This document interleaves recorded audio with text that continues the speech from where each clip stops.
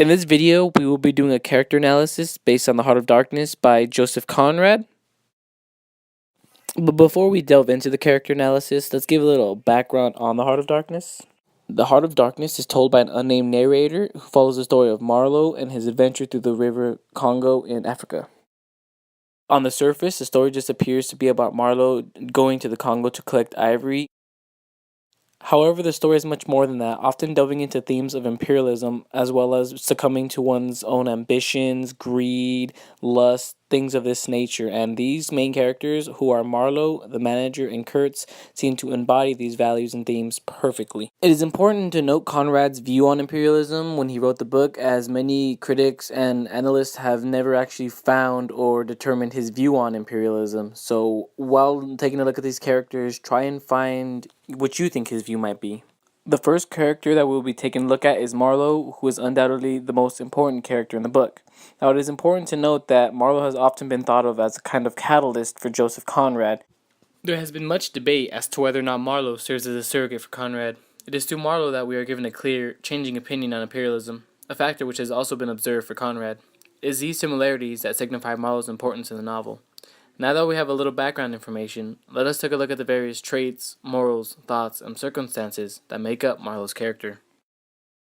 Now, Marlowe is comparable to the modern blue-collar working man. Marlowe is a man who admires and strives and desires efficiency, and that is the sole reason why he joined the company in the first place. He believed that they were a company that strived on efficiency, and it is important because in the beginning, Marlowe's thoughts on imperialism were quite vague. He didn't quite hate imperialism, but at the same time, he didn't quite love it. He saw it as something that was essentially necessary. It's hard not to notice the experiences that Marlowe has throughout the novel, and these experiences create a moral dilemma between Marlowe and his internal mind. Now, the first thing that we can kind of delve into is when Marlowe first visits the company. He notices that there are Africans there who are working, and the company describes them as troublemakers. However, Marlowe sees them as slaves, but Marlowe doesn't display any disgust or any animosity toward this discovery. Instead, he just accepts it. And the reason for this is because he believes that it's in the sake of efficiency. Now let's take a look at Kurtz. The best way to describe Kurtz is the way that the Intended described him. He is a very charismatic person. He's a person that people can't help but fall in love with. Kurtz was kind of the embodiment of what imperialism was supposed to be. He was charismatic, he was a gentleman, he was sophisticated, he was smart, he was well-rounded, and most importantly, he was efficient. And it was this efficiency that kind of drew Marlowe towards him. However, as you eventually discover in the end of the story, Kurtz had succumbed to his greed and he devolved into a savage. But before we delve into what happened to him and his ultimate fate, let's just talk about a little bit about what made Kurtz and why he was so sought after and why he was the poster boy of the company. So when Kurtz first made his presence aware to the natives didn't know what to think. They see a man who's dressed in fancy clothing, who is clean, well kept, who has firepower. Firearms are foreign to these people, so they kind of viewed Kurtz as a god. And what happened was Kurtz allowed this to overcome him. This made Kurtz to exploit the Africans, to exploit the natives, and unfortunately, it was this kind of exploitation that caused Kurtz to downfall. Now, Kurtz, I wouldn't say he was humble, but Kurtz was a good man in general. However, and his ultimate goal was to try and civilize these people, but instead of being able to civilize them, he let their culture, their bestiality, their animalistic nature to overcome him. So it kind of the polar opposite of what he intended to do is what happened to Kurtz. So Kurtz serves as a polar opposite of Marlowe. Throughout the story, Marlowe was infatuated and he wanted to meet Kurtz. He sounded so intriguing and so amazing. So what happened was when Marlowe finally met Kurtz, the reality was like, this is what the Heart of Darkness does to a man. He was stripped of all his humanity, of all his civility, and he turned into this creature. So Kurtz is meant to represent that, the dark side of imperialism, and the resulting nature of what the worst of humanity can do to someone. So by the end of the story, we find out that Kurtz has died, and Marlowe had actually taking a reading of Kurtz's journals, and what he discovered was that in the beginning of the journals, they were very well written and very intriguing to read, but by the end, all Kurtz had managed to write was exterminate the brutes. And while it may be seen as a simple but, kind of shocking revelation, it does say a lot about what happened to Kurtz, how a man can go from such sophistication and civility, but can eventually end up turning into a brainless creature.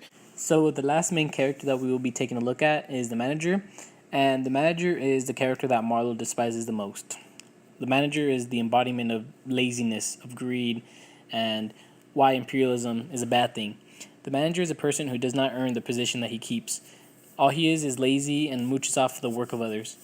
The manager does not work hard, nor does he value hard work, nor does he value efficiency. The manager just only got his position because he was the only one who was available to actually fill the position. The manager himself is envious of Kurtz. Kurtz wants to become the manager, and he's afraid that Kurtz will actually become the manager because Kurtz is much more deserving of the position. And Marlowe really, really, I say this with a passion, really hates the manager for his lack of efficiency, for his laziness, for his lack of wanting to work. And that's all that the manager actually displays throughout the book. He even tries to kill Kurtz. He's plotting an assassination attempt at Kurtz in order to keep his job. So, to sum it all up, the manager is basically all that's wrong with imperialism, or society and imperialism for that matter. Now, let's take a look at all three of these characters collectively. What do they have to do with one another? Now, first of all, Kurtz and Marlowe are direct opposites. Throughout the story, Conrad is trying to display the theme of restraint, and this is mentioned multiple times, in fact, by Marlowe himself. He mentions how the cannibals, they actually have restraint, while the other Europeans, the men on board, have no restraint. Everyone around him is just succumbing to their greed and their dark nature, and then they're becoming engulfed by the darkness, hence why the book is titled The Heart of Darkness. Now, what you can kind of confirm is that Marlowe and Kurtz are two sides of the same coin. On one side, we have one man who just succumbs and just devolves back into his animalistic roots, and on the other side, we have a man who tries his best to maintain his humanity and his civility. And this is a really interesting contrast, as both characters can be seen as somewhat similar, yet extremely different. And what the manager does is he's kind of the tie between the connection of Kurtz and Marlowe. He's the one who is the middle ground for both people. He isn't ambitious, he isn't hardworking, he's lazy. He is what makes imperialism considered conquering as opposed to colonizing. Now, Kurtz himself kind of delved more onto the conquering side, especially because he exploited the natives and tried to conquer other villages and pillage them. While on the other hand, Marlowe was more of colonizing. He felt that he should actually try and civilize these people, that it was his, not his duty, but it would just, improve their quality of life. And what's interesting to note is how throughout the story, Kurtz is revered and loved by all, and those back in Europe think he's amazing and doing, the white man's burden, when in reality he's actually causing more harm than good. So I think it's a very interesting and well-written contrast between Marlowe and Kurtz. They're two sides, as I said before, of the same coin, but one side is on a clean slate while the other is dirty and rusted. Joseph Conrad, in his novel Heart of Darkness, makes sure to use characters to symbolize various themes and ideas. Marlowe represents sort of the downfall of imperialism in a way. A concept that was once thought of to be so great and grand and pure and revered is now something that is looked down upon, something that people do not want to associate themselves with. Kurtz represents the blindness of ambition.